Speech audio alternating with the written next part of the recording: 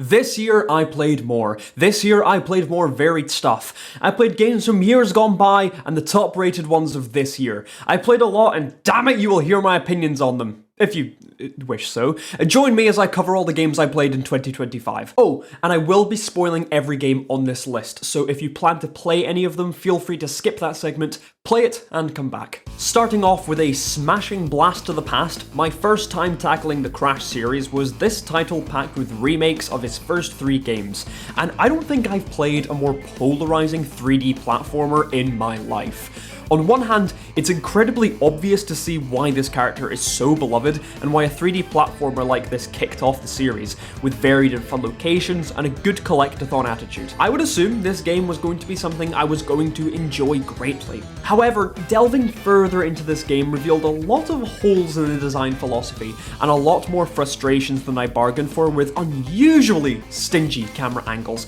unforgivable controls, and gimmicks that often had me wishing I was playing something else. Mixed bag could not be a better descriptor for this game, as the highs were often really fun platforming levels with movement that felt great to control, and other times I'm trying to maneuver a jetpack with the joystick and face buttons. It's Crash 2. The weak link in this game is Crash 2 for me, and it's not even close. I don't know if that's a controversial take, since I know Crash 2 is widely considered the best one, but for me, I prefer the others for the way they're designed and the consistency far more. Crash 1 is the only one that I could maybe put a hole in my logic for, but I really enjoyed how tight the platforming was in that game, even if it had a few gimmicks I didn't care for, and outside of a few levels, I really enjoyed hunting for all the gems, and never really found any of them to be too bad. Okay, the final ones were a bit painful, but overall I had a good time. R.E.P.O pending. Crash 2, while it should have all I liked and more, it felt like it was throwing more shit at the wall with much less thought than the others, and I personally think the inclusion of the slide maneuver attributed to more clunky level design for me. It became far more unclear when a regular jump or the new slide jump would be the best to tackle any given obstacle. Plus, putting it on the same button as the air slam made me mess up far more than I'd like to admit. Instead of soaring across gaps, I would instead perform a short hop in the air before careening to my death. And in a game that still uses lives, this was a constant frustration. Tack on terrible level gimmicks, and some of the most bland bosses I have ever faced made Crash 2 easily the worst for me to play. Crash 3 for me, however, was far more smooth sailing, with levels that actually felt fun to traverse, good secrets and level gimmicks with an actual upgrade system to movement that felt meaningful and changed how I interacted with many elements of the game. Of course, my issues with the slide persisted, but it mattered far less in this game out of all of the other games. Each boss was actually a hit, with the engine boss especially being a highlight. So, overall, a pretty mixed bag when it comes to the Insane Trilogy. Some really fun and iconic stuff here, and overall I enjoyed my time, but the archaic design and often unfair nature of some parts made this a difficult game to revisit. But for the most part, this game is a joyous love letter to a character that truly deserved a win after so long, and arguably now still needs it. I had a good time with Crash, but I definitely had my issues. Wrap-up warm for this one because I've played the coldest game on the market, and it was probably one of my favourite games I played this year. As the world plunges into an eternal winter, a group from London voyage out into the tundra in search of some kind of hope.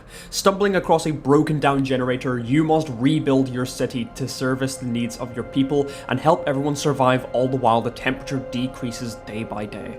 Now, I'm not usually into city building games. I find it hard to get any attachment to what I'm doing, and it's never usually too engaging to just expand cities. Frostpunk, however, fixes this for me by giving me a real personal connection and responsibility to make sure as few people die as possible. And by passing laws to address different issues in my civilization, I felt like I had an unreasonable amount of power over all these people's lives, and losing people has real, tangible consequences. You can lose the trust of others, and you'll have less people on hand. The people can turn against you, you can fulfill or ignore their requests, you can keep your promises or stick to your guns, all in service of keeping hope and discontent in balance. And if the red consistently outweighs the blue, then that may be a sign that your organization skills could use a brush up. What I love is that no matter how good you are at this game, it's most likely you can't please everyone, especially with the big choice relatively early on to follow down the path of faith or order as a way to guide your people, and I love how corrupted both of these choices can get if pushed too far. I never crossed the line on either of my playthroughs, but with the option there, it was certainly tempting when things were looking grim. If I were to critique any part of this game, however, it's mostly that as interesting as the opposing options seem at first, ultimately they mostly play out the same, so I would have liked if perhaps the Faith route was handled a little differently than just being a kind of similar order path. That being said, the game is really difficult. Like, it really asks you to pay full attention to your resources and contentment, and on my first go around, I got kicked out of New London for being such a bad leader. But the temperature continuously ticking down across many days added a lot of tension, and the final storm is seriously one of my favourite sequences from any game I've ever played. The music is gorgeous and tense and really felt like one final push after all the preparation I've had over the course of the game. After a certain point, you can't even do anything to gather more resources and must hold out the storm with anything you have remaining. It's brilliant, and this game absolutely has one of the strongest hooks and gameplay loops of anything I've played in a while, which was such a pleasant surprise after holding off playing this game for fear it wouldn't be my thing. I'd like to give Frostpunk 2 a go next year, and I'm absolutely looking forward to Frostpunk 1886 in 2027. I would highly recommend this game if you're at all interested in getting into city building games, if you haven't played city building games like me. As for our multiplayer adventures this year, a notable game I sank a lot of hours into was R.E.P.O, a multiplayer survival horror that I personally think perfects the genre and makes it infinitely replayable and accessible to so many people. I think the strongest aspect of this gameplay is the loop of picking up objects while wrangling with the physics. It's a novel way to collect items and makes everything more interactive than it would be in other survival horrors. And obviously we have to talk about how charming the characters are. The semi-bots are so simple yet so expressive, and the proximity chat really immerses you into this hilarious and terrifying game. The exaggerated flapping of the mouth is so memorable and single-handedly makes the many interactions feel so much more memorable. I absolutely love all the monster designs, and I think they all interact with each other very well. I like that they can range from being effectively harmless to ones that can wipe your whole team if you're ill-equipped. Something I also love about this game more than other multiplayer horrors is that there isn't an option to cheap out and flee if you don't want to deal with the scary stuff. In order to leave a level, you need to find all the extraction points and beat it. See, I love games like Lethal Company and Phasmophobia, but if you're a wuss, you can absolutely just leave a level if your friends who know how to play the game have died, and yeah, you might not do too great, but it takes the punch out of playing the game in the first place, and R.E.P.O completely rejects that, and I think it makes it a better social game for it. Plus, it doesn't have any requirements for anyone to hang back at the truck or anything, which I think is another plus. And the community support for this game is something else, with frequent updates and exciting new toys for people to play around with. R.E.P.O is by far and away my favourite multiplayer of this year, with its endless replayability and opportunities for funny moments. High recommendation. And keeping on the multiplayer train, Peak also came out this year. You and up to 3 friends simply need to reach the top of the mountain. However, the mechanics and awkward terrain will make that far more difficult than you bargained for. I think the way this world is generated really helps make each climb up the mountain different from the last, and gives you a good reason to return to the game every so often to see how the seed updates. I also think character customization is very charming and allows for a lot of expression, especially with the high amount of silly emotes you can perform. I think the nature of this game makes it perfect as a social experience, and the craziness of items, environmental hazards, and hubris can create a lot of memorable moments. The game allows for long segments where you can have actual discussions with your friends, and enough tense areas where you might actually need to lock in. And even in the moments where things do go horribly wrong, it's hilarious either way. I also really like how the stamina bar was tackled, being a very dynamic resource that interacts with different status effects and amount of objects you can carry, really making you consider what you take with you. And it's incredibly easy to read and understand, which I think is important when communicating something like this. Other than that, I wish I had more to say about this game, but it's just a really good time. If I had any cons about the game, and this is a purely personal thing, but I think the game is just a little bit too slow paced for my liking. The characters aren't particularly the fastest, and the levels are so vast and long that runs never usually get past the second area. Nothing huge though, just my thoughts, and I will absolutely tell you to give Peak a shot if you have some friends willing to trek Everest. To my shock, I've never seen anything about The Last of Us before this year, but playing both was a very interesting and enlightening experience. I've never played many survival narrative games, so these were a first for me. To focus on the first installation, I don't really know what I can add to the conversation that hasn't been said a million times, because you know by now that this is one of the most acclaimed games of our time. It tells such a gripping narrative with so much depth and nuance that it's really easy to see why this clicked with so many people. Joel may just be one of my favourite protagonists in any game I've played, with so much depth to his character, and his performance given by Troy Baker is fantastic. And we obviously can't go without mentioning Ashley Johnson as Ellie, who was probably the glue of this whole franchise, and interacts with the world in such a great... Think such a humanizing story like this, with strong characters and world, got me invested in a zombie plotline more than I typically would, since it's not quite my genre. But while the infected play a big part in this game and help create its identity, the people of the world and how it affects them are the ones at the forefront and keep me engaged throughout the whole thing. Joel and Ellie's dynamic is painful and heartwarming all at once, seeing these two forced into a terrible situation, and then seeing how much they grow to care for each other and the lengths they will go to make sure the other makes it out okay. I think the 4 sections of this game really add a good scale to the story, as well as making each part feel distinct in its narrative and themes. My favourite section has to be Winter, where you take most control of Ellie throughout as you try nursing Joel back to health, but ends up getting hunted down by a cannibalistic group of savages and must find their way out. It's a terribly difficult section of the game as well, with having basically no abilities and requiring stealth throughout the whole part, and the fight with David is just the cherry on top. Certainly a section of the game that sticks out better than anything else. And while we're close to gameplay, let's talk about it. I think it serves its function very well and really immerses you in the danger. I think the amount of options you have available really help add more dynamic interactions. Although I won't say I didn't have difficulty adjusting to this type of game and how it tackled its difficulty. The menus, I believe, are intentionally clunky to simulate shuffling around in the backpack, and while it did heighten tension, when it mattered most, I usually just didn't equip the item I wanted, and this game is straight up very tricky on normal difficulty. I died so many times. So many times that it kinda took me out of the fantastic story, because it felt like I was letting the game down by being bad. So that took away from it slightly. But to move on to more things I liked, I love how explored the infection is, how nightmarish the effects on a human are, and the various ways we get to play around them in game. I like all the variants, and clickers might be some of my favourite monsters in gaming. The ending, on top of that, ties everything together so well and just cemented my strong love for this game, its world, and its message. It's a visual and emotional treat that had me engaged right the way through to completion, with fantastic performances to boot. I don't know what else I need to say. It's a perfect formula that I enjoyed thoroughly and couldn't wait to see how it was expanded in the second game. So how is that second game? Did it live up to the hype, and did it deliver on a good and satisfying follow-up to the first game? That's probably up for interpretation, but as for me, I believe I liked this game a lot, though I do have a lot of notable issues with this game I want to talk about, so I can clearly express my thoughts and feelings about a game with so much to talk about. Let's start with what I did like about this game, and what I think is non-negotiably improved from the first game, and that's the graphics and the gameplay. I am never usually one to glaze or even play games with realistic graphics, but The Last of Us 2 genuinely shocked me with just how good it was. The lighting, the environments, the character models, all of it is so detailed and thought out. The level designs too are so well done. I was never lost on where to go, and it felt great to explore these vast locales. Gameplay as well, I think, is a lot smoother and less rough than the first game. I felt like I had a lot more control while still keeping things tense. The only gameplay mechanic I think felt actually more frustrating than satisfying were the dogs, which more often than not disrupted the flow of the game more than enhanced the levels. I love the addition of the bow and arrow especially, and the weapon wheel this time had a lot of good functionality and variety. I also love all of the new infected variants introduced here, like stalkers and shamblers,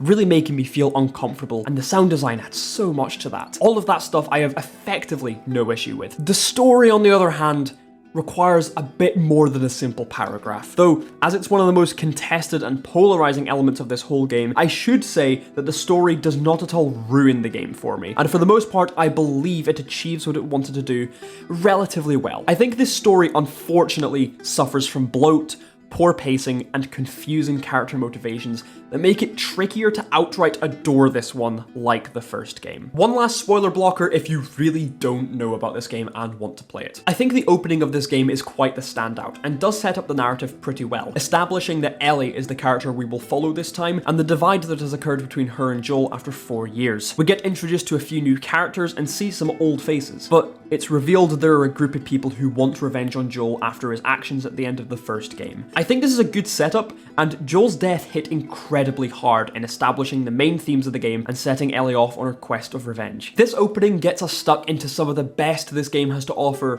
while also shooting itself in the foot later down the line. Killing off Joel so early really stunted where the game could go after that point, because most of Ellie's campaign involves her aimlessly traveling around Seattle to find the group who killed Joel, and while I enjoyed the gameplay of each section, the story wasn't exactly the most engaging. I understand that the idea is to effectively communicate this idea of revenge and how it typically doesn't have a point and can lead you in circles and isn't fulfilling. If that's what we were going for, then it worked great, but I'm playing a story game here. It doesn't achieve much after 15 hours and doesn't develop the idea further than revenge is bad. Then there's Abby's section of the game, which, yeah, it's not great, and this one even has some gameplay issues which I'm not huge on. To start, I already don't care what Abby's plotline has going on, because you established her by killing off the last game protagonist and doing nothing but build up hate for her for half the game.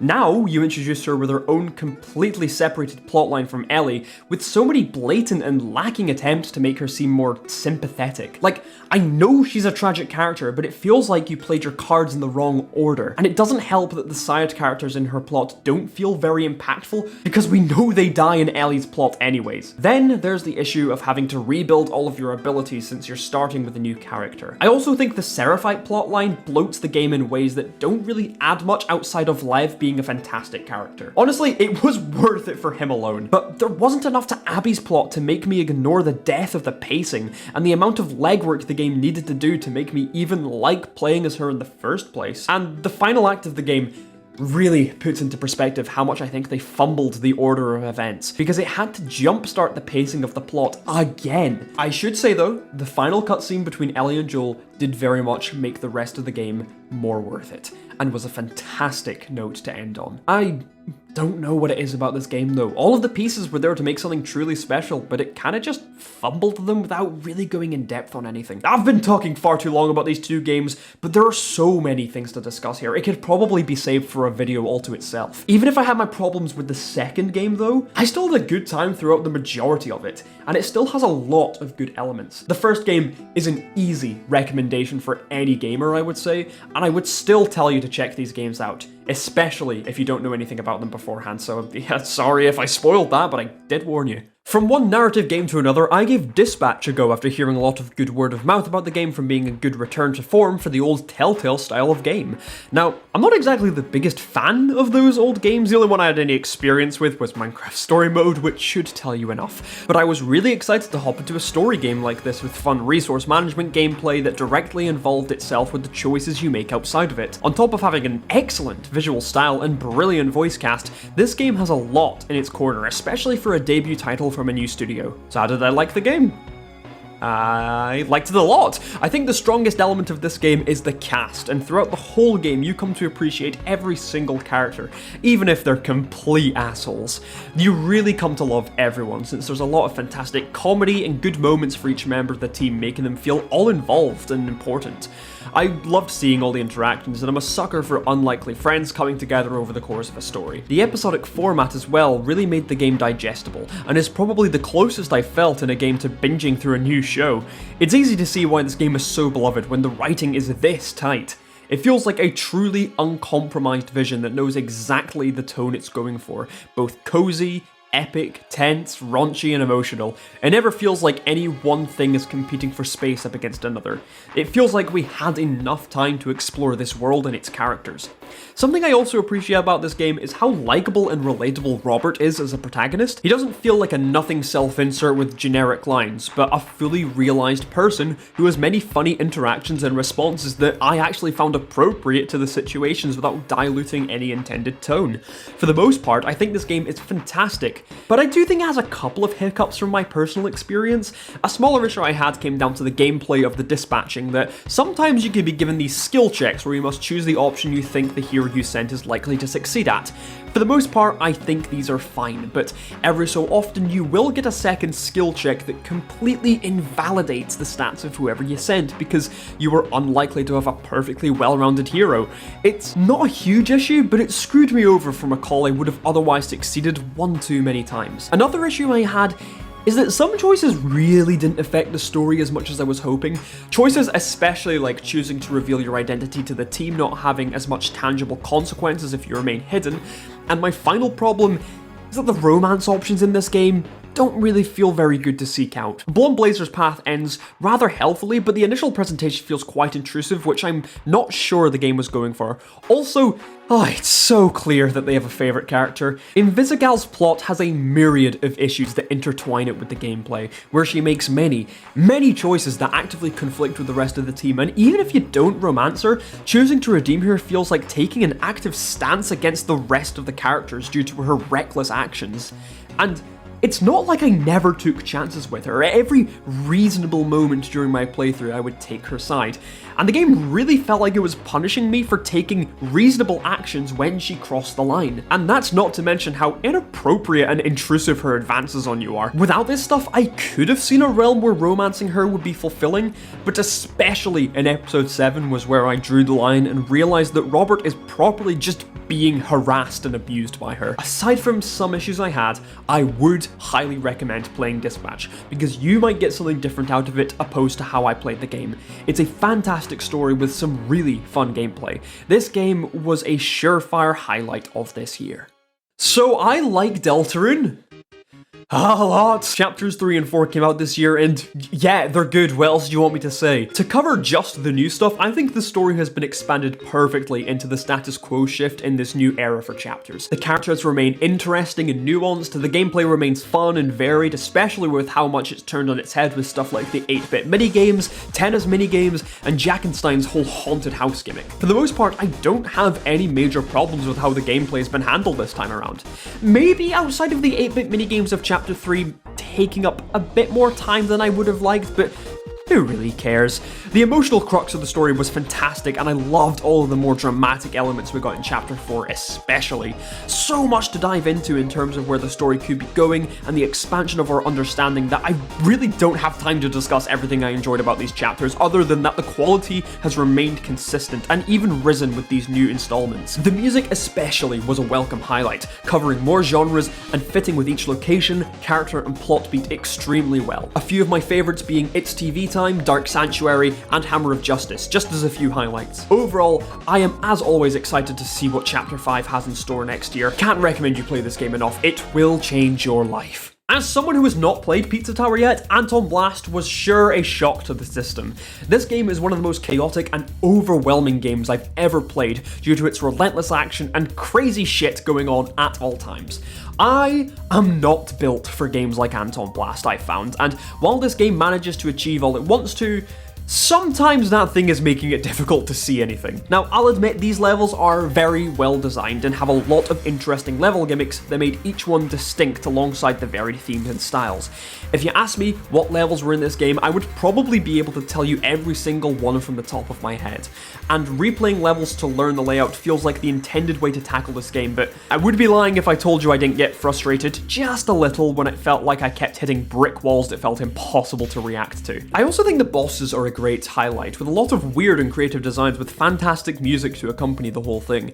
It can be very easy to screw up boss fights for platformer games, so I'm glad this one managed to stick the landing mostly. I do think the final boss can be rather finicky, but I digress. The humor of the game too is great, being unapologetically itself and really selling the wacky antics and stakes. If I had one complaint about this game though, aside from me just being bad, it would be the controls. See, this game includes a second variation of a jump in the form of a hammer slam, where you press an action button in the air and you enter this spinning state until you reach the ground and bounce back up. It is then possible to chain these both together. It's very fun. However, there is another action you can take, which is a charge forward along the ground that uses the same button. The amount of times I locked myself into bouncing multiple times because you can buffer the bounce input instead of landing and then charging was something I could never catch on to. I think this problem would have been alleviated so much if these were assigned to do different buttons.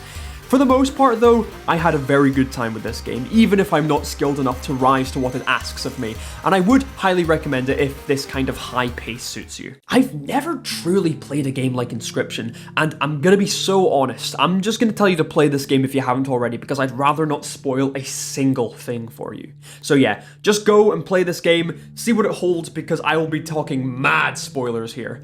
The meta-narrative at play in this game fucks with the rules of being a video game so much and really goes all out to sell how backwards the presentation is. The game doesn't even allow you to start a new game, you have to continue from a save file you didn't create, which is already a hooking premise. I love the aesthetics this game has, very rough around the edges 3D, but a lighting and colour drags your attention exactly where it needs to be at all times. The opening part of this game has a lot of intrigue, and even when you don't have the full picture of what's going on, the game still functions masterfully and works as a fun and varied roguelike. So many creative ideas for cards and abilities with a lot of interactability. I love combining sigils on specific cards to create strong decks, and Ouroboros, my beloved. I also adore how losing forces you to create your own card out of the deck you had beforehand, and while sometimes you can get something that's asked, there are occasions where you can unleash a power the game was never ready for. But in fairness, this part of the game is extremely unbalanced for a reason that we'll get into soon enough. I love Leshy as a character, and the way he tells his story through the enthusiasm for a good narrative and the many masks he adopts on his quest, it's clear he has such a passion for the game despite the threat he poses. Upon beating the game, you actually unlock the ability to create a new save file, and this is where the secret sauce of Inscryption really reveals its hand, as we get video logs of a guy uncovering the mysteries of this forgotten game, and the discovery of an 8-bit version of this game with 4 scribes, all with their own gimmick. This is where everything you've known blows wide open, and you get to see what this game was originally meant to be, and this second act shocked me so much. Admittedly, this is the weakest aspect of this game, since I think the designs of the battles are a bit too archaic and luck-based compared to Act 1, but thankfully it's not a very long section, and upon closing, we have one of the scribes, PO3, take the place as the main scribe and reset the world to his whims, thrusting us kicking and screaming into Act 3, where the game switches up on us completely once again with an entirely new set of mechanics, aesthetics, and vibe. PO3 might be one of the biggest haters in gaming, but he sure knows how to make an enticing game, and I had so much fun with this part, especially with the bosses that fuck around with the files on your PC and actually mess with your head in various ways. They all have really fun gimmicks, and the way PO3 is represented in contrast to Leshy is great, with him only really being interested in creating good in-depth mechanics to a game without having any good narrative through line to tie it all together, because it's not what he cares about. Then there's the ending of the game. What a treat. The game completely erasing itself as you get one last goodbye with all of the characters, Leshy being the most tragic, as it's so clear he really just liked playing for the sake of the game, not needing to keep score or anything. I think there's a lot we can take away from that. And of course, Magnifico's crash out at the end was really fun to experience. Overall, I'm shocked how unique this game is and how few of its ideas I've seen echoed in other games. Its narrative is lateral in a digestible way, and its 3 versions of the same base game give us a perfect glimpse into the rules of the world and the characters themselves. My only critique is that I wish I could go back and play PO3 sections of the game more frequently without going through the first 2 acts. His part is really fun, and it's a shame Casey's mod being the endless mode only really covers the first act, which is great and my favourite part of the game, but it's a shame not being able to access more of this great design the game has. If you couldn't tell already, I adore this game. There's truly nothing like it. Even if you heard this rant and still haven't played, I still can't give it my recommendations enough. Try this out, you won't regret it. Now for a small point-and-click adventure game I found on Steam last month. Looking up, I see Only a Ceiling interested me for its psychological premise. Plus it was rather cheap. This is a short point-and-click adventure that tries tackling the themes of stress in honestly not so subtle ways. But I don't really think the game is trying to be, but it has some really fun depictions of mental spirals, and the art to accompany it is really charming and well done with some fantastic uses of colour.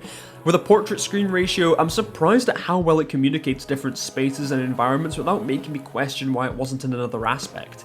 It builds up good mystery with some cute sequences and genuinely disturbing imagery, especially with what we see in the bathroom. It was a nice little experience that didn't take too long to get through.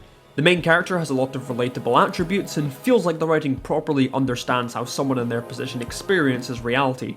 To a heightened degree, yes, but there's a lot of good grounded elements to balance the fantastical. It has a good heart and good messaging, even if I think literally saying, "this is stress and it's chasing me," is a little too in your face.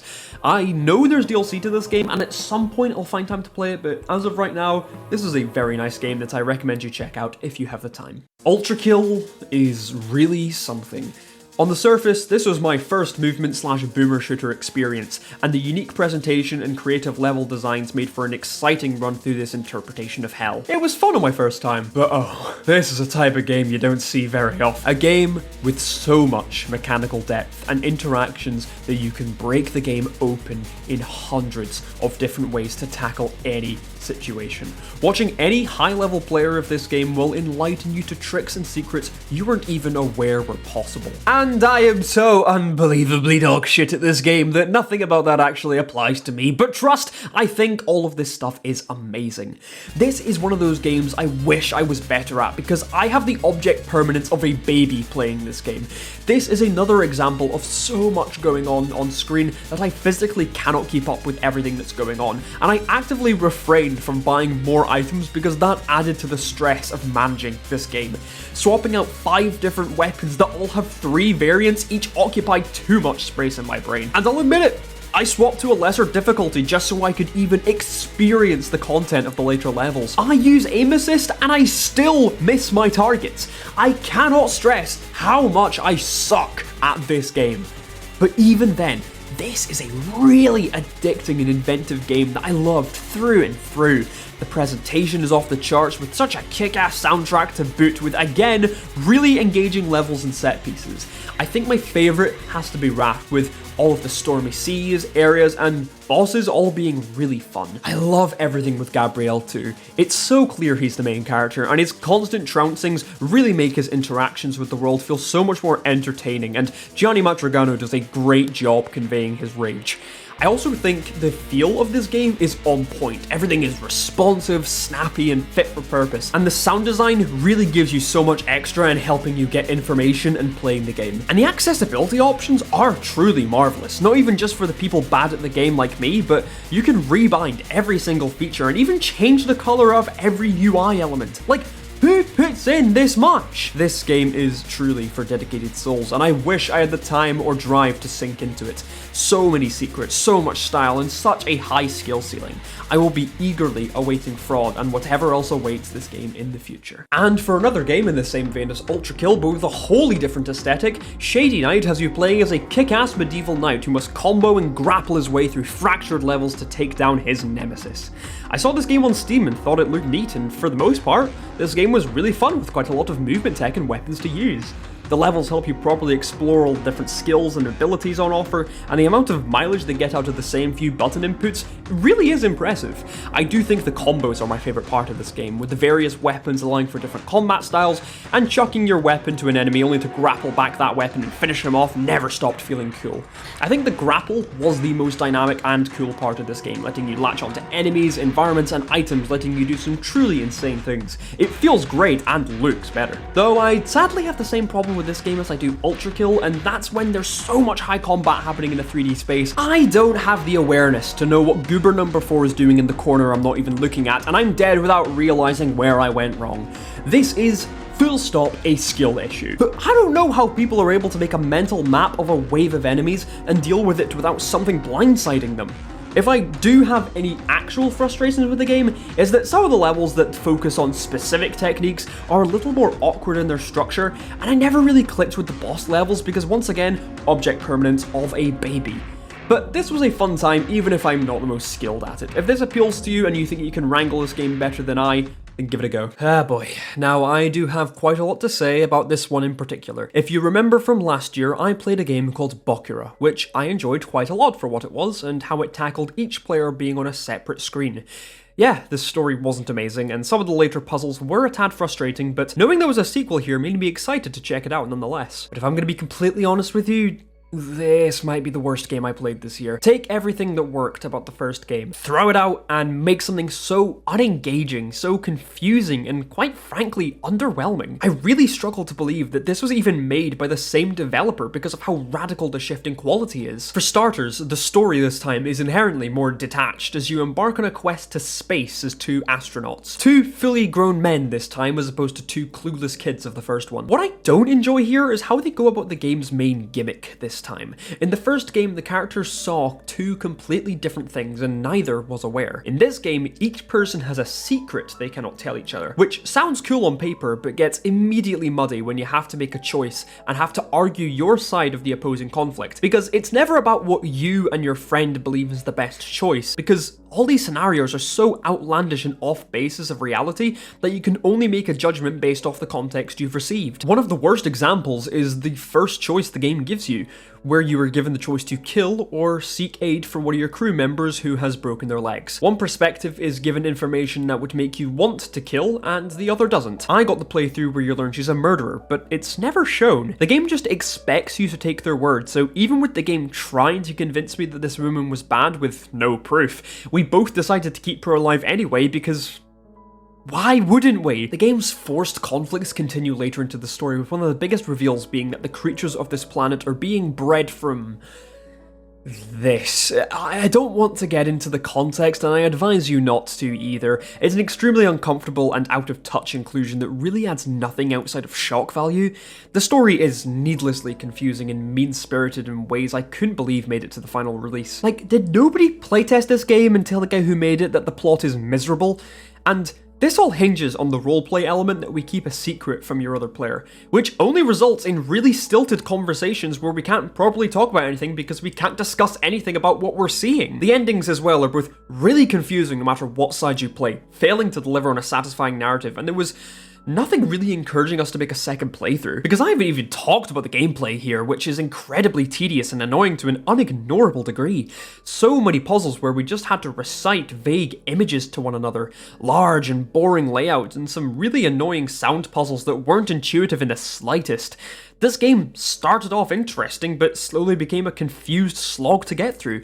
It's such a noticeable decline in quality from the first game that I'm incredibly confused as to what to make of it. If you enjoyed the first one, I guess you can give it a go, but overall I don't think this game achieves what it wants to do very well. Certainly not a game I ever want to return to. And now for a fantastic two-player co-op I played this year with It Takes Two. This was widely acclaimed upon its initial release, and it's not difficult to see why. Divorce Simulator is a fun and heartfelt adventure that really hits all the correct beats in gameplay and story. Something I need to start off with is how well presented the game is. The story is really tight and feels like a nicely fleshed out Disney movie. Honestly, that's the best way I could describe this game. It feels like playing a Disney film with all of its cartoonish, childlike wonder with the characters, world, and plot. The breadth of variety in bringing everyday objects to life is fantastic, and some of my favourite areas include the snow globe, the garden, and the toy room. There's a lot of room for creative expression, and the actual design of these levels gives you a good mix of being able to discover cute Easter eggs, doing your own thing, and needing to properly communicate for puzzles and gameplay. And on the gameplay, I do enjoy how many quality gimmicks they manage to stuff into each chapter of the game,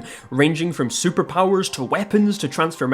It's all really good stuff, and they're all used in really clever and intuitive ways. This game is seriously one of the most accessible and understandable games without sacrificing any depth in the process. It's awesome. I see why this game still stands as a top quality co-op experience, because it is really special to go through this game with another person, laughing, fighting, and shouting. I'm mostly shouting, and it's generally really lighthearted and well-meaning. Oh, and I don't know what to make of Dr. Akeem. He's really funny, but man, that design disturbs me. The only aspect of this game I took any hesitance with was the final zone. For one, it didn't feel very climactic or final compared to the other areas, and the gimmicks were probably the most boring of the game. And we got stuck here on this puzzle for so long because latency wouldn't let us play it properly. Weird downer note near the end, but outside of that, I do like how it concludes. But this is an easy recommendation for anyone who has a friend or partner willing to go through something fun, endearing, and innovative.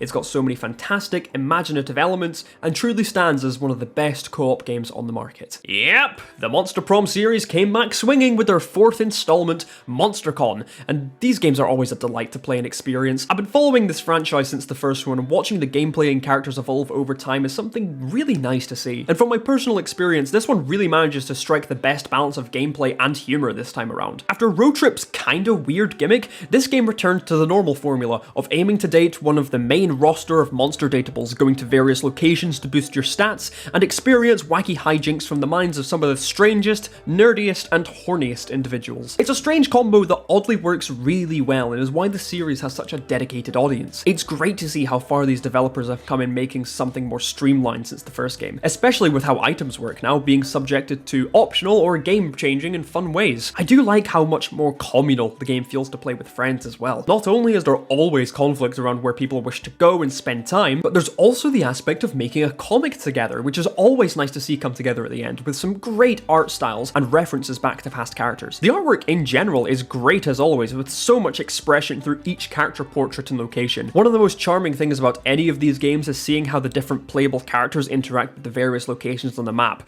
with a lot of chances to show off different character traits, and with the theme of this one being a convention, you can imagine the references and nods are abound. If I had any one critique about this game, and it's purely personal, it doesn't really affect the game that much, it's that I'm not too huge on the roster of characters this time around.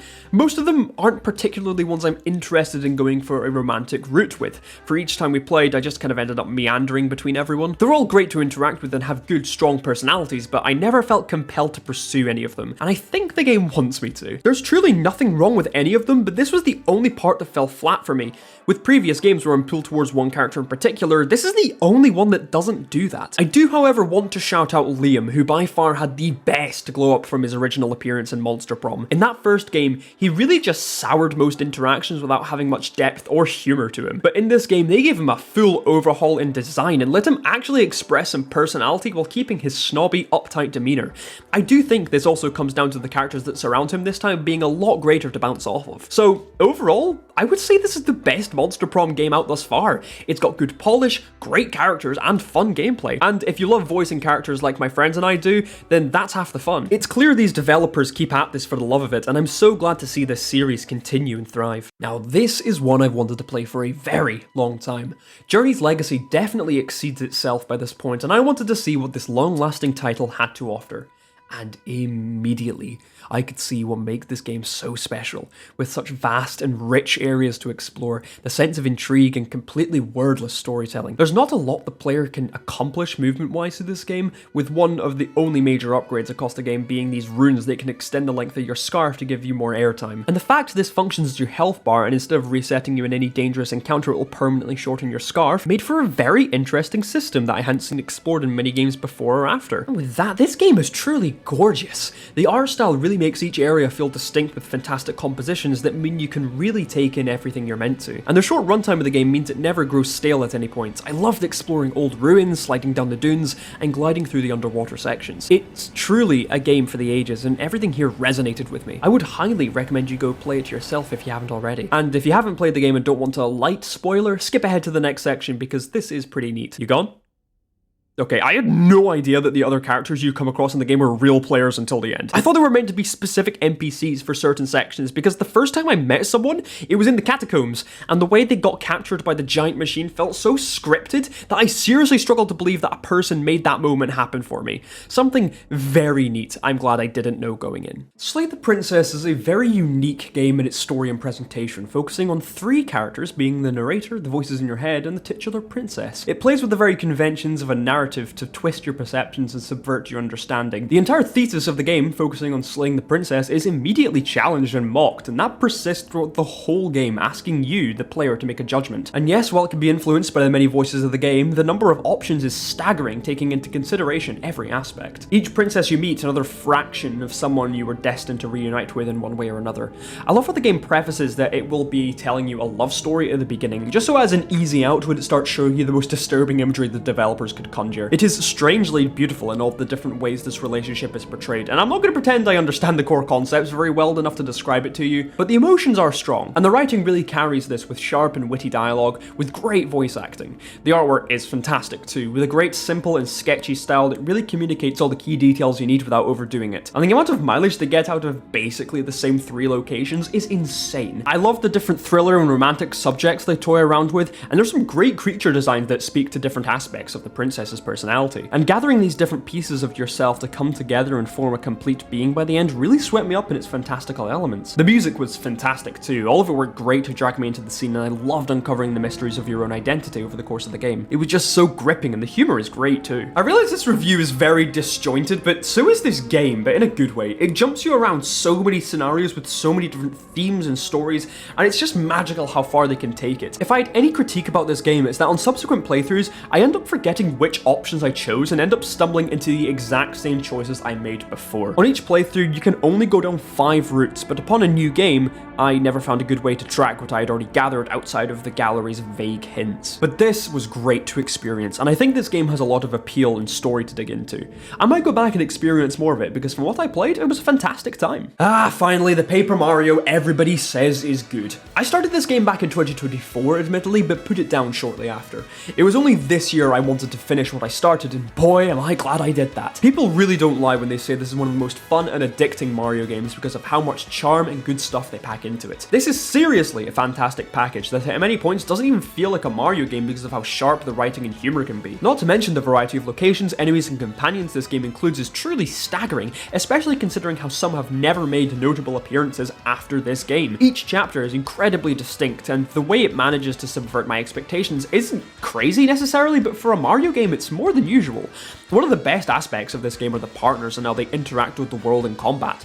I love that these guys stick with you for the entire adventure, and each one has a purpose in each chapter, with unique dialogue based on who's currently standing beside you. So much great attention to detail that makes it easy to see why this is largely considered the best Paper Mario game amongst the fans.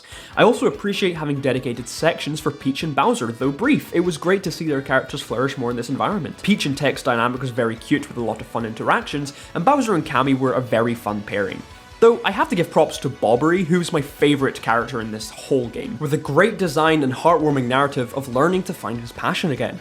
It really makes him feel like a character that deserved to be included in a game as vast as this one. Then there's the soundtrack, which, no surprise, is absolutely badass and even more cool knowing every track was redone, had more added on, and even new songs were created where there wasn't before. Truly standout, with some of my favourites being Rock Hawk, Cortez, and the final boss's theme. And then there's the visual style. I've always said that Paper Mario using more arts and crafts styles and leaning into the paper aesthetic was never a bad choice, and seeing this game, with really good design, actually adopt some of the visual influences of games like Origami King really helped this feel like a fully complete remake of this game. If I were to have any major critiques on this game, it's that I personally think some chapters drag on just a bit too long. Namely, the Glitz Pit was just a bit too much continuous combat for me without too much variation, and the chapter on the train didn't have a whole lot of interest and felt especially out of place being so near the end of the game and being so disconnected. And the quest for General White is not fun, and I wish it was removed from the game. Despite a few pacing issues for me, this game is just the whole package. It's got so much to love, and I urge you to give it a go, especially if you've only played newer Paper Mario and don't know why everyone glazes this game so much. It's more than worth your time. The Highlands have called. They want their tradition back. Cheese rolling is a beautifully accurate representation of our storied history, with historical figures graciously granting their permission to be featured. Your aim is to simply throw yourself down a hill and catch the cheese before your foes do. It's a level of high action that games like Elden Ring can only aspire to achieve, and it's inspiring we get so much innovation in this day and age. And I can tell for years to come that this game will age like a fine cheese, and its depictions of such a storied event will go down in the annals of history yet to come. It's truly perfect. Carrion is a pretty old one, and just from the title screen you can tell this one is not just for the faint of heart. Placing you as the role of the alien monstrosity out of so many tropes and tales, this game really gets across that feeling of being an unrelenting beast that ever expands its abilities across the game. Traversing through science facilities and laboratories, you are on a rampage to what I can only assume is a revenge plot against those who created you. There is a story to this game. It's kind of vague and not the main focus, but yeah, the opening hour of this game is exhilarating as you mercilessly chomp down on all these helpless people. I got to reenact some of my favourite horror tropes, and the amount of personality you yourself can inject onto this blob of red tentacles really adds to the humour and the horror. I think the way you move the creature is oddly intuitive as well, by left-click dragging where you want to be and awkwardly snapping your way around like a loose ragdoll. It's endlessly entertaining, and the short runtime of the game means the gimmick doesn't outstay its welcome. I like all the puzzles that require you to dump your body in these pools to lower your health but access different abilities you wouldn't have otherwise. I think this is great stuff. and the final mutated form of this creature is loads of fun to mess around with and wreak havoc.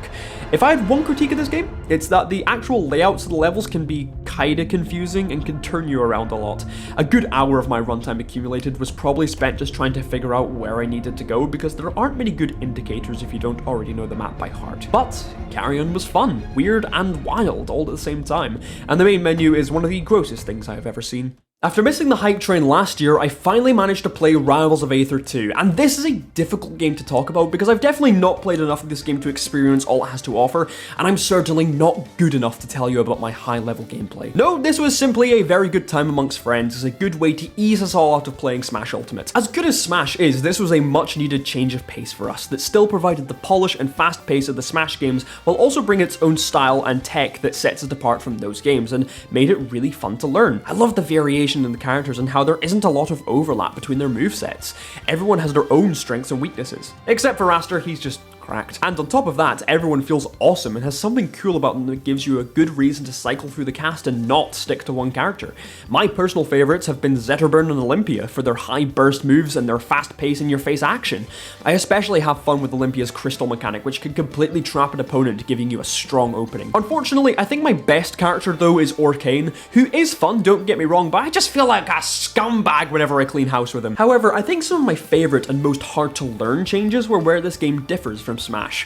For one, grab and ledge games are far more interactive, with each character getting a special variant of pummels and ledge get-ups that turn the game into a couple more rock, paper, scissors, since for grabs, if you correctly guess what pummel your opponent uses, you can break out of a grab, which I think makes for some brilliant risk-reward and mind games. Same goes for the special get-ups being so flashy it helps give you other options at the ledge. The only thing I cannot get used to for the life of me though is recovery. In any game that's not Smash Bros, I always struggle to untangle my muscle memory of how to get back to stage, but Rivals 2 tips me over the edge because I can never remember what options I have available at any given time, because I usually think a jump and an up special will do the trick, but here each character has a different way of getting back, and with so many fast fallers and less vertical up specials, recovering becomes a lot less reliable with what I'm used to. I typically forget that I can use a wall jump and can afford to use an air dodge to get back, but in the moment I can never pull this off. It's my one pain point of the game, and it's completely of my own doing, since every time I'm off stage it effectively becomes an instant loss. To get back to the good stuff, I love the character animations and effects.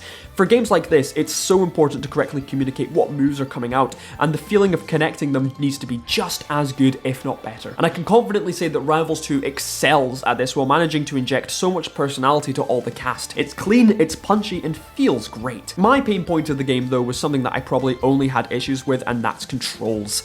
I love how many options you have to customize your setup, but creating profiles and rebinding my buttons often failed in ways I can't describe. Whether it be not saving properly, just refusing to switch over, or some other fault, it halted my experience a few times and held up quite a few games. I also wish there were more options for friendly online lobbies like silly rules and whatnot, but I digress. Rivals 2 is everything I basically could have asked for out of a Smash Bros. Substitute, and we will be coming back to this game for quite a while. Here's hoping we can also get a workshop at some point too. Keeping on the fighting game train, a few quick matches released this year as a very humble entry to this genre. This one is focused a lot more on its moment-to-moment mechanics rather than impressing you with its visuals. With only 3 characters, you'd imagine this game would get old rather fast, and yeah, you can only play this game for so long, but the depth of the mechanics in this game make it so impressive to watch, but very strange to play as a novice. Because you can play this by creating standard combos and duking it out, but watching montage videos about people who've truly mastered the movement makes you feel like you cannot play video games. The skill ceiling here is staggering, and the fact each character got so much attention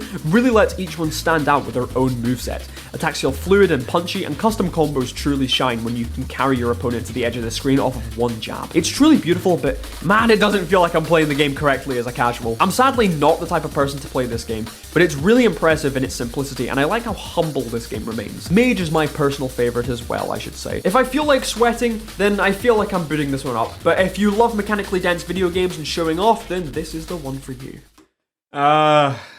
I only put this one on here so my university gang wouldn't ask where this is. I don't really like Valorant or multiplayer shooters. I think they're really boring, and I only play it because sometimes private matches with friends are fun to dick about on. Can't say this game inspires much in me, but there you go with my Valorant thoughts. Fuck, Jesus. I played another roguelike this year, and arguably one of the most acclaimed and praised games of our generation, The Binding of Isaac. Created by the same guy who made the original Meat Boy, Isaac is a crazy, gross, and addicting game with so many different weapons, combinations, and enemies that it's crazy how much content is in this game. I'm certain I haven't seen all of it. I should say, I'm only talking about the base version of this game, Rebirth, and not any of the DLCs like Afterbirth or Afterbirth Plus. However, I do need to get this out of the way before we continue with the review portion. I didn't like this game very much. Mostly it wasn't for me, so let's go over what I did like, because there are things I do enjoy about this game. Firstly, I love how all the upgrades interact with each other and how they're visually represented on the player, with each mutation, infection, and pore displaying what kind of build you have, with just a glance, which not many roguelikes achieve. I like all the boss variety, and I think they all have a lot of creative merit to the designs. Yes, even the pile of shit. I did tell you this game was gross. I love how unbalanced things can get with the right items, meaning you can clean house with a run, and when that happens, it feels great.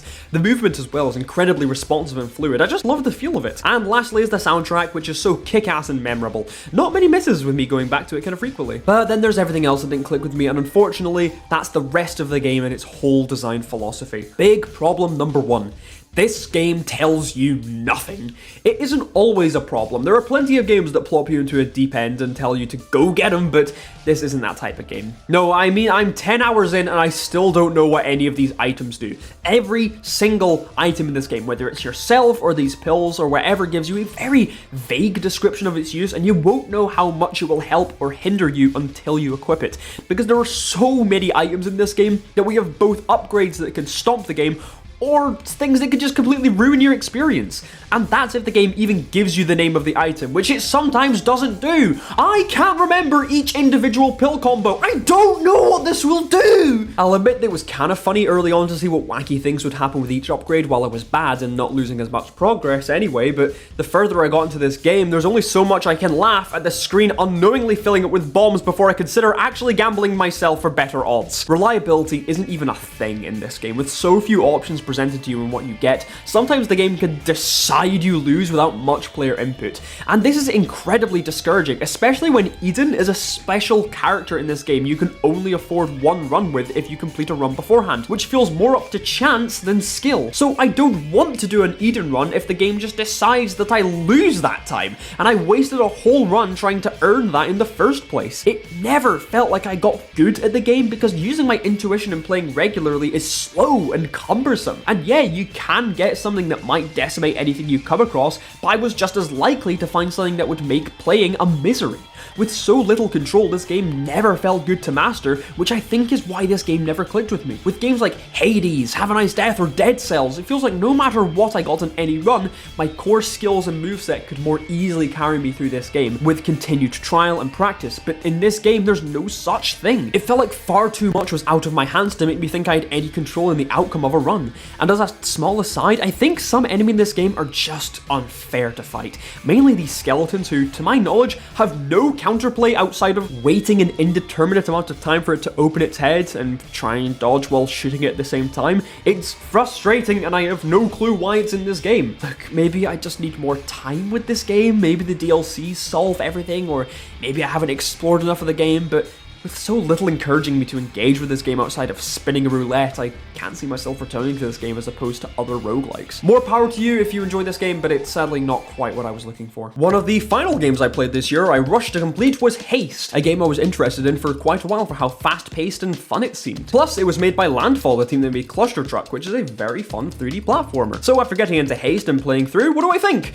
I personally think that for what it's going for, it's really fun, even if there are a few areas where it stumbles slightly. First off, the controls are not quite what you'd expect. This game is about sight reading the layout of the level ahead and controlling your landings and speed accordingly, as opposed to just platforming normally. It takes a bit to get used to, but after a while it becomes quite intuitive. Catching yourself while soaring across levels feels fantastic, and keeping up the constant momentum means the game has a great flow state once you're into it. I think visually the game is great. It's not often stylized visuals like this are so clean and vibrant, so the game was visually very fun throughout. The visuals and level layouts are always very clear and readable. Though for the main gameplay loop, I am a little bit stumped as to how to feel. The game is made up of 10 different fragments that consist of its own short roguelike with completely randomly generated layouts and routes. I get why they did this, since the lack of natural control and procedural generation means they can't give you normal levels to pick from, but especially near the end, it did make the shards feel less individualized and less distinct. Plus, losing near the end of a shard makes progress feel so wasted, since permanent upgrades aren't too common in this game. Yeah, there's the anti-shard stuff, but it never felt like I was earning enough to get more than 1 or 2 meaningful upgrades, but maybe I missed something. That does lead me on to my biggest point of contention with this game, and it's that dying just doesn't feel good. Obviously, to some degree that's gonna happen, but in this game, when you lose to something like falling behind, falling in a hole, or off-screen projectiles, it's way too punishing, leaving you almost no opportunity for recovery. And when that results in not only restarting the level, but also losing one of your limited lives, it's not great. And learning the layouts only takes you so far, since the assets of a level can be thrown at you in any order. And nowhere is this exemplified more than in the bosses, which are all for the most part miserable to get through. I love the ideas at play with all of them, but the bosses like Snake specifically feel like there was so much squandered potential. They're all far too frustrating in one way or another, whether it be lack of movement freedom, stingy hitboxes, or pure chaos on your screen. I always hated the bosses, and their backwards design made them so punishing to tread back to if I lost all my lives on them. And the final boss is...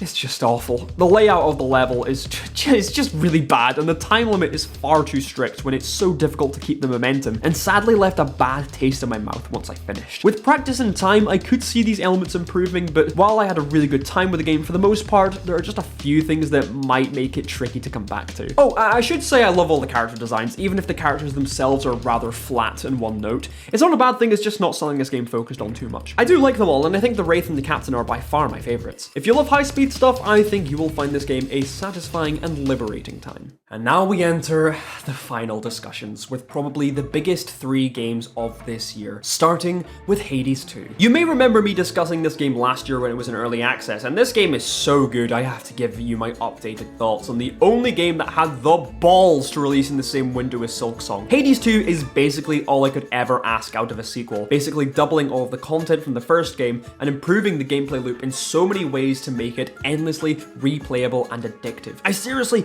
don't think I can convey just how expressive, explosive, and dynamic the gameplay here is. So many builds, synergies, weapons, and boons that make it so not one run feels the same. There's always something new to test out and try, and even though I never made use of some of these tools, there's a lot supporting speedrunners and people aiming for specific builds with keepsakes and arcana. It's really quite accessible to anyone without sacrificing the challenge. Oh, and my comment from last year about not enjoying the weapons can go out the window. I love them all now. But how do the characters hold up? Once again, I'm happy to report that the character writing, dialogue, and voice acting are still top notch, and there's far more in this game than the first. I've played over 100 runs at this point and have yet to encounter repeat dialogue from any character. I don't think you realize how nuts that is. Interactions in the crossroads are delightful, and I like all the dynamics. Moros is my guy, and it's always delightful to talk to him. As for bosses, this is yet another place where the game excels in personality and challenge. I can't believe I never discussed Scylla last time, but she is probably the X factor that makes people realize this game is worth sticking around for. Her songs are all catchy and add so much character to her and the sirens, making this such a memorable fight. And yes, I said songs. She doesn't have 1, not even 2, nary 3, but 4 different songs that could play on any given run, adding so much variety and overall bringing so much life into the game. Other bosses are great too. I love Infernal Cerberus, Prometheus on the surface, and of course the titular Titan of Time with up to 3 phases on non-stop action. There's so much to love, and obviously the soundtrack is on top. Darren Core put his whole ass into it as usual for something I've seriously never heard in any other game. This was such a highlight, really characterizing the underworld and surface as something alive, and I love the detail that things get more electronic as you get closer to Kronos, and more orchestral and traditional the closer we reach Typhon. Everything so far has hit the nail on the head for what I wanted out of this game, but most Hades 2 players are probably wondering why I'm tiptoeing around a rather touchy point of contention: the ending. With the game out now, we have a conclusion to the main story of this game, and when it first came out, I don't think I was underwhelmed at all, but I did feel like Kronos' turn to good came a little out of nowhere and didn't give great resolution to characters like Malinois, especially who for a second time was denied time with her family and a proper childhood. Though I did enjoy the Zagreus interactions, the dialogue between the two siblings was as sharp as I'd hoped. It was okay, but this rubbed a lot of people the wrong way since the resolution never felt properly set up. So to everybody's surprise, Supergiant, not even 1 month after release, decided to go back to the drawing board with certain elements and rewrite the story to create a better conclusion, adding more build-up to Kronos' redemption, adding the third phase to the final run, and one of my favourite changes, with the whole family getting to experience the rearranged memories instead of just Zagreus and Kronos. They even changed who interacted with each other in the final cutscene to better suit some interactions. All on that front was wonderfully corrected, and the new dialogue was also added to give Kronos a more sympathetic angle. But obviously some things couldn't be adjusted with how baked into the story it was, as the weakest aspect of the game now is reaching the surface. Typhon is a fantastic boss fight and really climactic, and getting to Zeus's palace sounds great, but outside of it just being neat to talk to some of the family members, there really wasn't anything to say outside of, "Hello niece, do you know how to kill Kronos? We're working on it, uncle. Jolly good, sir." And it's that for about 8 runs. It's incredibly underwhelming and makes surface runs feel insignificant compared to formulating a plan with Zagreus in the underworld. These were reworked to maybe get the idea to defeat Typhon from them, or see more family members who can give you more insight to taking down Kronos, or maybe one will show up on your next run with a guaranteed epic boon or something.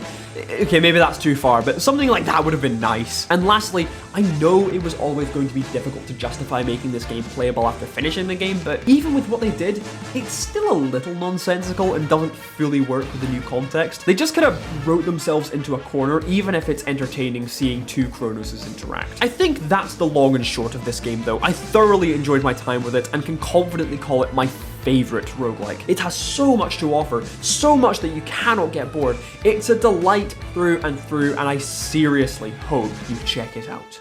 This was the final game I played this year after hearing about how good it was, how it swept up the Game Awards, and good word of mouth from others who tried it.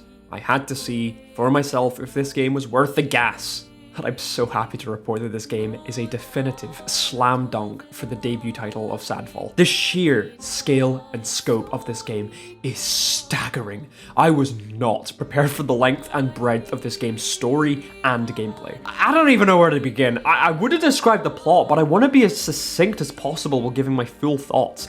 The game is an emotional ride in so many different ways, from what the world and characters represent to the way it's all unveiled over the course of the game. It speaks a lot to the ideas of sacrifice, grief, and escapism, really investigating how this can affect people and communities in so many ways, and feels incredibly well explored to a somewhat uncomfortable degree. I loved all the characters, like our party members Lune and Ciel, antagonists like Renoir, and allies such as Esquier, who must be protected at all costs. In terms of personality, I adore Minoko so much, and I love the dynamic he adds to the party of our human gang. His voice and animations are great. I love all the gestuals for the humor they add to the game as well, with this stupid dance being a core memory that I fear will never leave my brain. But at the heart of it all is a bleak story of a family who can't handle their grief and causes the inadvertent destruction of their son's memory. Each act expresses that beautifully, starting out from the perspective of those within the canvas, their reality and their struggles. It's emotionally resonant and beautifully acted by every single actor involved, from the body actors to the voice actors. Everyone brings their A game. Act 2 is a great transition into revealing the greater mysteries of the world,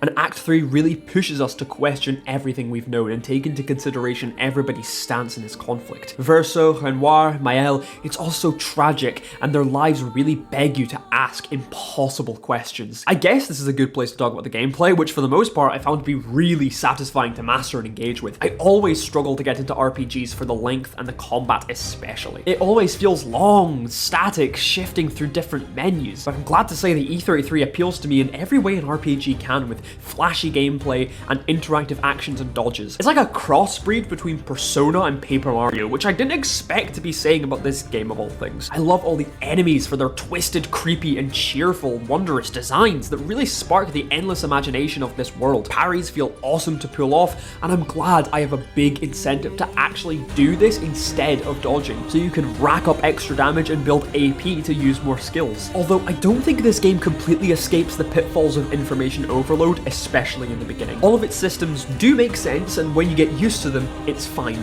But as someone unaccustomed to reading the fine print, it took me a shockingly long time to figure out a few of the systems. Like how upgrading attributes worked and the Lumina system. I never realized how much influence your weapon had in tandem with the attributes. And so I was spending points to well round the characters with one specialty when I really should have been leaning into one or two traits specific to the weapon I was using. And Lumina was something that took me an embarrassingly long time to figure out its function. But we got there in the end. At least I hope I did. Knowing me, there was probably something I still wasn't taking full advantage of. And when it comes to the characters, personality-wise, I love how they all bounce off each other, and I love how much their gameplay styles differ between them. It's crazy how many different styles they managed to integrate without much overlap, except Gustav and Verso, but that's expected. To be completely honest, this is one part of the game where having so much quality stuff hindered my enjoyment a little, because everyone's moveset is so unique and interesting. I hated having to swap anybody out because it felt like I was neglecting some really fun aspect of battling. Characters like CL ended up getting a bit more neglected in my playthrough because I never felt like switching out my Elo Verso, especially with how many resources I had already sunk into them, and because of their high involvement in the story, it made me not want to trade them out. But I want to see what Lune, CL, and Minoko can bring to the table.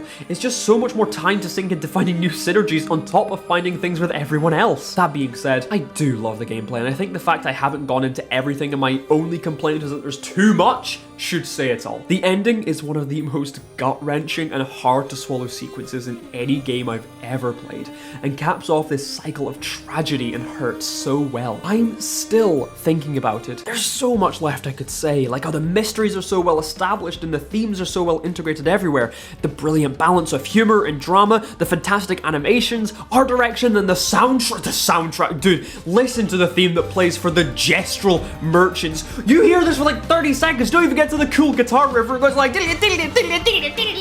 Look, if Expedition 33 interests you at all, it's a no-brainer. You will get your content's worth and then some. I could talk about this game forever. I was never bored, never dissatisfied with anything this game threw at me. It's truly a special game with a lot of heart, and I can see why this game is the top pick of this year. But for me, there was one game that stole that privilege for me personally. I feel it important to amend a misstep I made last year by not shouting up my friend Jess for getting me into Hollow Knight in the first place and subsequently getting me on the hype train for Silksong at all. Thank you, Jess, this game has improved my life. The build-up to this game was unlike anything else. 7 years of build-up and absence until one fateful day a trailer drops, preparing us for Silksong's release in 2 weeks. The wait was tantalizing. I've never been more excited for a game in my life. And then the day came. Silksong was real, and we all lived it. And I'm not even going to play. This game is a generational masterpiece. A game with so much heart, artistry, and passion, paired with unwavering vision and flawless execution. Not a single aspect of this game fell flat for me. Silksong goes above and beyond just being a great video game to play.